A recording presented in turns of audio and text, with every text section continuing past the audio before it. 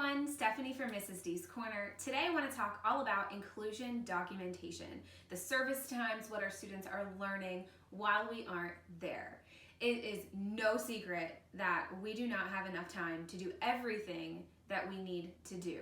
We have kids on multiple levels, multiple grade levels that go out this time where other kids are in the classroom. Our pair is going with this kid while this kid's doing this here, but the other kid's in speech, but this child's. It's just a hot mess. So how do we keep track of what our inclusion service times are being given to our students when we aren't there? What are they learning? When did they show up? What time did they leave? Did they use any accommodations? Those are things that we need to know to make sure that we, the special education teacher and the general education teacher, are following the child's IEP. So when I was teaching self-contained, I created this sheet that I used for all of my students. So today I'm going to explain to you how I used it and what it looks like. If you want to use this sheet in your classroom, you can click the link above at any time to go grab it.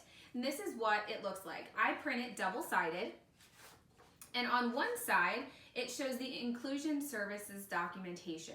I put the child's name at the top, and this will typically get you through 1 week.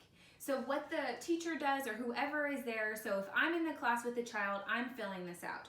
If the general education teacher is the one filling it out, their initials are going to go in here. If a para is going with this child or somebody else is going with, they're going to fill it out for that day. So you fill in the day. Well, that's super easy, right?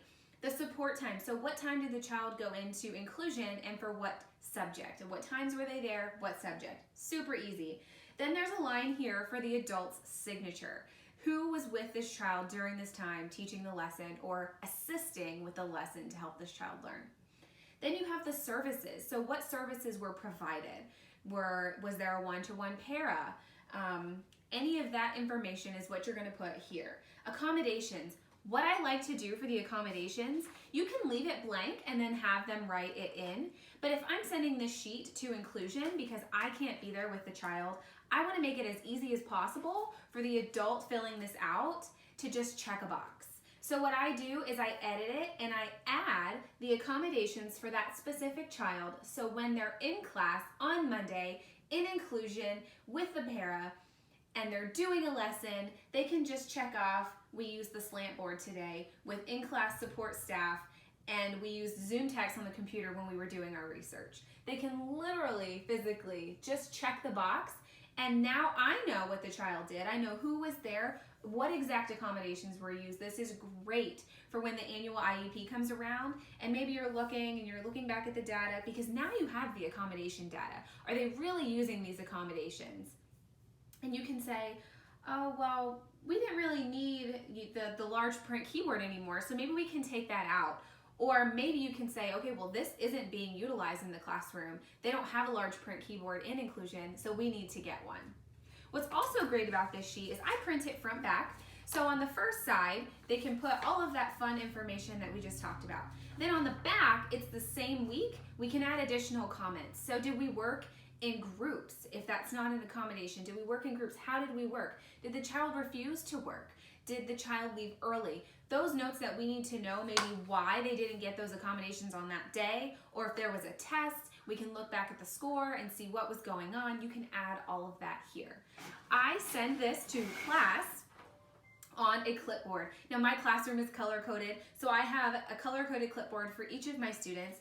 To keep confidentiality, I print a cover with a clip art that looks like what the kid this is their clipboard, so it's easy to grab, right? And I put their name here, and this is their inclusion documentation. So if the child is going to inclusion every single day without a para or myself, and they're going because they don't need the support, they're just going to inclusion on their own, I will give this to the general education teacher, and every couple of weeks, typically every month, I'll put a couple of copies into the mailbox of the general education teacher that my child is going to for inclusion. That way they have all the copies. All they have to do is stick the written ones, the ones they've already filled out, into my mailbox. I pick them up and I can stick them into the child's color-coded IEP binder, which is also linked above. I also have tried doing it this way with this type of confidential information. I like the color-coded option because then I don't have to look at the student's name. I know that Stephanie's color is orange, her name is on it, so if they're all in a pile, I can quickly say, all right, Jeffrey is blue, let's grab the blue file folder, or let's grab the blue clipboard and let's go. If I have multiple students using the same color, I will put their name and we'll put their name on the front, and we'll have to use that information there to grab their clipboard. Keep calling it a file folder. So this is super easy to use. It's a front back page that lasts you an entire week and gives you all of that important data that you need for the IEP and the IEP team when it comes time for the annual IEP meeting. So let me know what other questions you have by commenting below. If you have any questions that I can't answer in the comments, feel free to send me an email, and at any time, I'll see you next time.